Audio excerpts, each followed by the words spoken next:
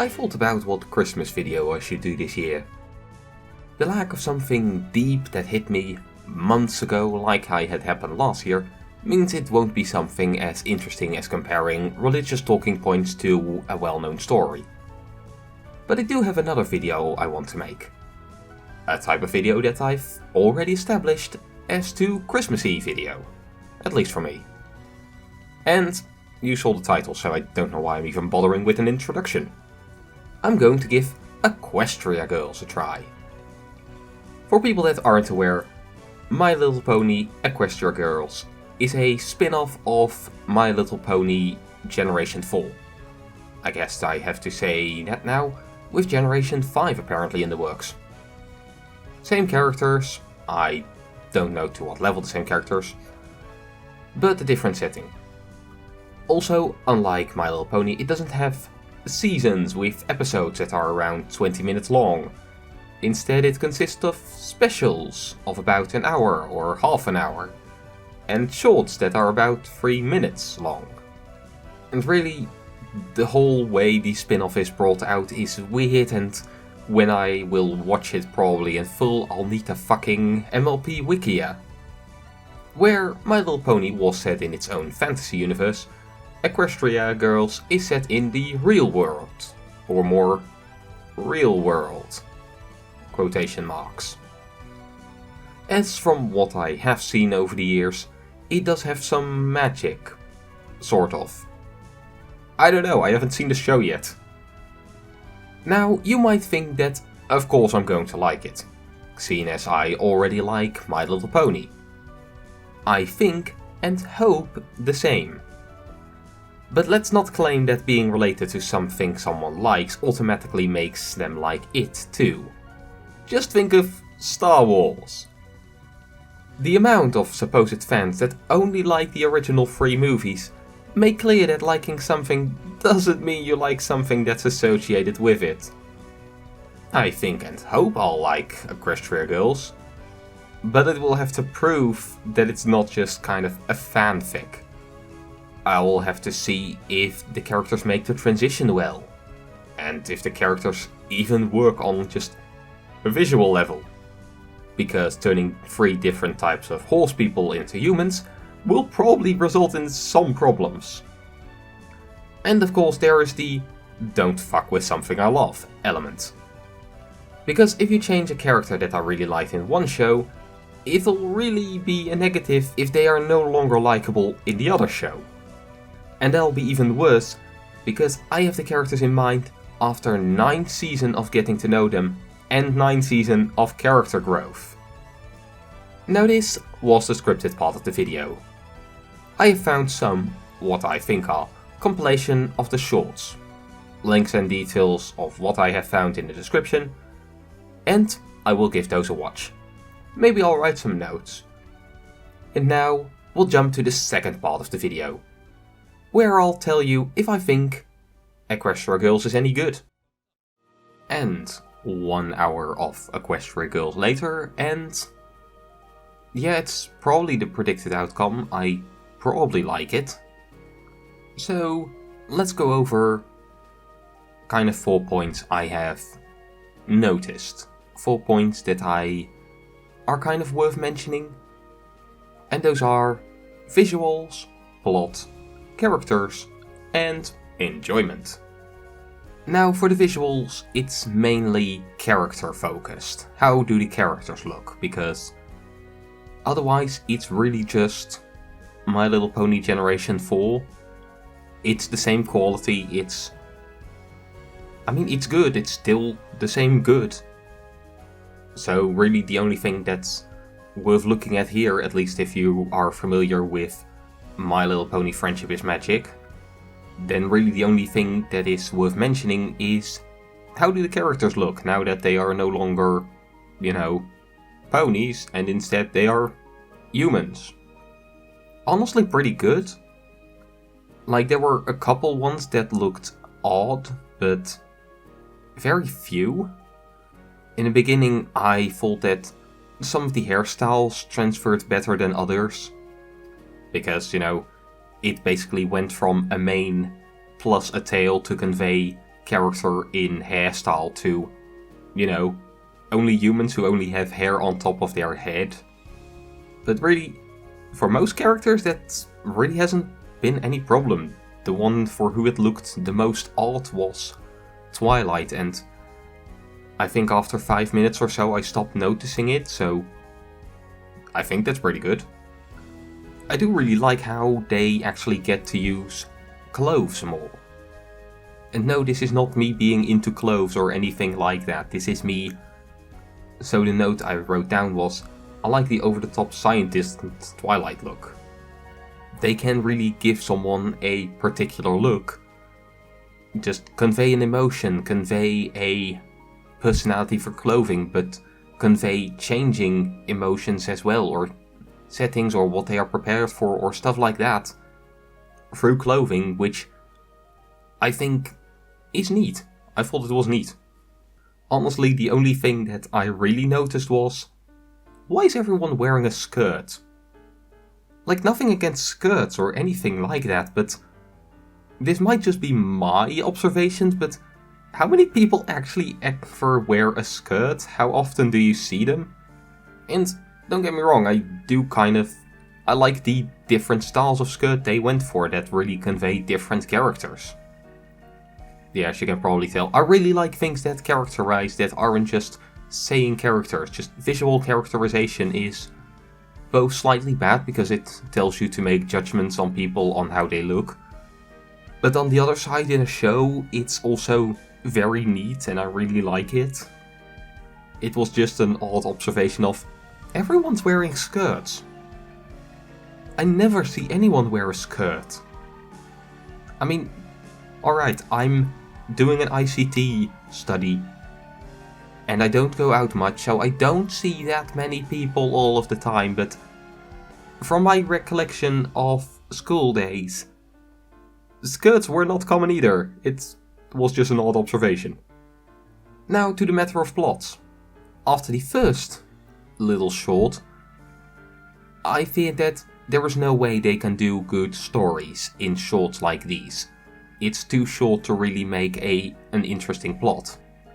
And I was starting to regret not watching one of the specials instead. I have been corrected on that. The plots stay relatively simple with relatively short conflict and stuff like that, but it wasn't bad at all. It actually was pretty good. It was pretty good storytelling in really short notice. I think that's quite impressive. To be able to kind of really give off a story, or at least a little story, in just, I don't know, probably about 5 minutes or so. Also, the length of a short is not 3 minutes like I had read. No, it seems to be varying, or I was not paying attention. Either way, very short shorts did not make it so that there wasn't an interesting plot, like there was no characterization. There was tons of that. Seriously, I'm so impressed with these guys. And I really like how some of the plots work. Some of the plots are really going, kind of making it different. One of them was just, I have no idea what this group kind of is referred to. I guess just the Equestria Girls or whatever, just in My Little Pony it was the main 6, but I have no idea what it's here, but I'll just refer to it as the group. They fixed up a bus. That's neat. That's... how often do you have that going on? Hey, a group of girls, and they fix up a truck. And yeah, why not? I mean, it's not like something like that would be exclusively for girls or anything.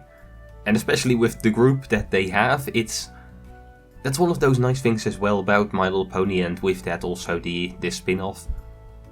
The group is so varied that it's not just, oh yeah, this group does this thing because that's what this group does. No, it's all different types of people who do all different types of things.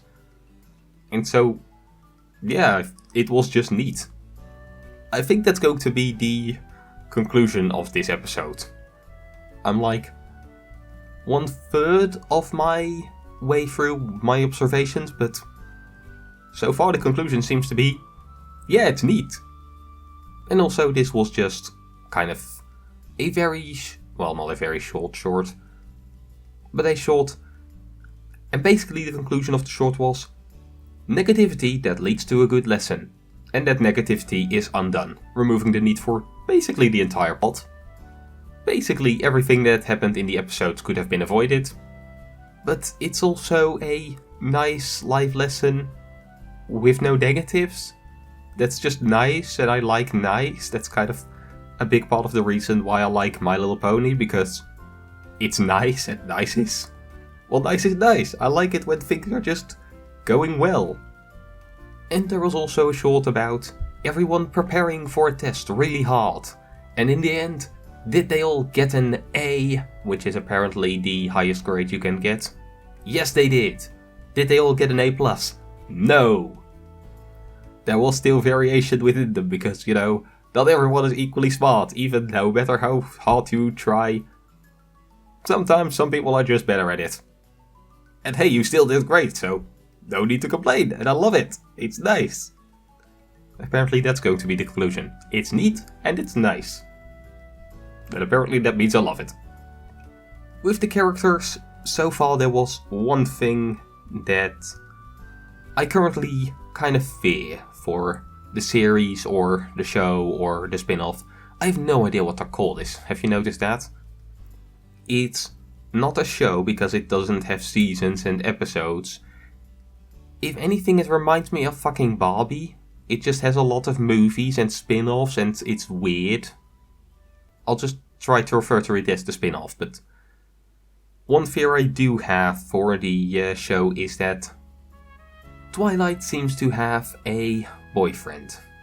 Now, do not get me wrong, I don't by definition hate the idea, I fear that it might really take away from her character. Now, I have seen plenty of My Little Pony to probably give a bit of trust to the writers and people like that to probably do this pretty well, but there is still the element of, are you going to fuck up her character? Are you going to make her dull somehow? Which would not be a good thing, not with Twilight especially. Not with any of them, really. Now, they'll probably do a good job with it, or, well, they probably have done a good job with it, because it's probably ended by the time I'm making this. But, yeah, it's a fear that I have for the spin-off when I'm probably going to watch it at some point. That kind of the romance will get in the way of stuff. Which was one of the neat things about just My Little Pony. I think there was like one kind of storyline where romance kind of was a thing with Rarity and Prince Charming, which was afterwards dropped, which didn't work out, and that was kind of the point of it, I think, and yeah, that was it. It was nice that it never got in the way of stuff. And otherwise romances were kind of for side characters. I thought it was neat. So I dread that it might get, yeah, that will kind of hurt the show here. Hopefully I'm wrong. Might not be. On another fun note though, in one short, Twilight's umbrella was swooped away by the wind. And then she pulled out a backup umbrella, because of course she has a backup umbrella, it's bloody Twilight. Of course she has a backup umbrella, I love it. Just still great characters, still with great jokes that make a lot of sense with the character. Like a backup umbrella, it would be odd for a different character, but with Twilight, it really is a moment of, oh yeah, of course she has a backup umbrella. Spike as a dog is weird though. I mean, I guess it kind of makes sense. She was kind of her assistant that was very different from her, so turning Spike into man's best friend, it makes sense, but it's weird. The series apparently also has a series unique character, Sunset Shimmer, who seems to be taking the same place as Starlight Glimmer. Yeah, they're very similar in name, aren't they? Though, name-wise it seems to be much closer to Twilight, because, well, Sunset is kind of what happens before Twilight, while Starlight is just firmly a night, and I'm looking way too deep into that, am I not? honestly, I have a video idea ready to look at those names, and don't bother, it's weird. And from what I've seen, she'll probably end up being my favorite character because, well, honestly, she seems to be the tomboy of the group. She seems to be into kind of the same stuff. She just seems to be fun. I don't know. You can't see me shrugging my shoulders all the time, but I'm doing it a lot. I don't know, but she seems fun. Yeah. I also like how kind of the other characters transitioned. Celestia as the vice principal. Luna was the vice principal. Celestia was just a principal, I think. I don't know these words in English, I barely know them in Dutch. Background characters in My Little Pony also make an appearance here as background characters, and they seem to work very well, which I think is neat. Just the characters still have the same personality, which is neat because they were fun personalities. For instance, one note I wrote down was, Pinky is still endlessly perky and odd. She's fun to see bounce around and have crazy ideas that don't make sense but work out. And somehow she can do crazy stuff that doesn't make sense in the world, but I guess she does it. Alright. And of course, like I said, just character-based humor is funny. Twilight has a backup umbrella because, of course she does. When Quiet Shy says, "The revenge?" It's funny. It's funny because you know the character, you know it kind of goes against character, but not breaking character, and it's just funny. I love it. I still love backup characters that are kind of convey messages or just do weird stuff, and I really like it. I like how they do slightly different things with characters that is totally in character for them. For instance, Trixie is in a tabletop RPG club. I wouldn't have expected it, but I'm not surprised. And I have a whole bunch of notes about just my enjoyment of the show. One of the first ones, I think the first shot I saw, was just filled with Loki Schadenfreude. I apparently really like Loki Schadenfreude. Schadenfreude is amazing. And with no negative consequences? Fuck yeah! And I just... multiple notes of... seriously, I can't get over the overall niceness of it. The show is nice. I like nice. The music... it seems to also have a lot of music in it, and I like it. It's not as much my style of music. It seems to have more electronic bits in it, which is just slightly less my thing, but yeah, it's neat. Also, this was a note I definitely have to share. Rise of Tirak and Revenge of Tirak. I love it. But man, game industry, don't make it so easy to just copy a name. Like, how stereotypical can you get? The Rise of Tirak and the Revenge of Tirak. Just, it's really with the R subtitles with every bloody game. Just when My Little Pony Equestria Girls is kind of jokingly referencing your obsession with the subtitles with R's, you're probably doing something horribly wrong. There are still episodes that I would probably want to skip. Mainly rainbow focused episodes. Like, I like Rainbow Dash as a character, but the episodes focused on her tend to be too far into the awkward region for me to enjoy them, but I think they make a good addition to the show. It's just an addition to the show that's not for me. And of course, then there was the thing that I noticed that probably no one else would have. A math problem was written down, and then an answer was given, and I checked if it was correct. Why did I do that? I don't know, I guess that's just me. I guess I'm just weird. Then again, I have just made a video talking about me giving My Little Pony Equestria Girls a try. and is a 20-year-old boy. I say that, yes, I like it, and I'm definitely going to watch more of it.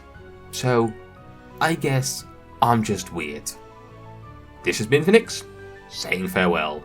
Happy Christmas, and Merry Holidays.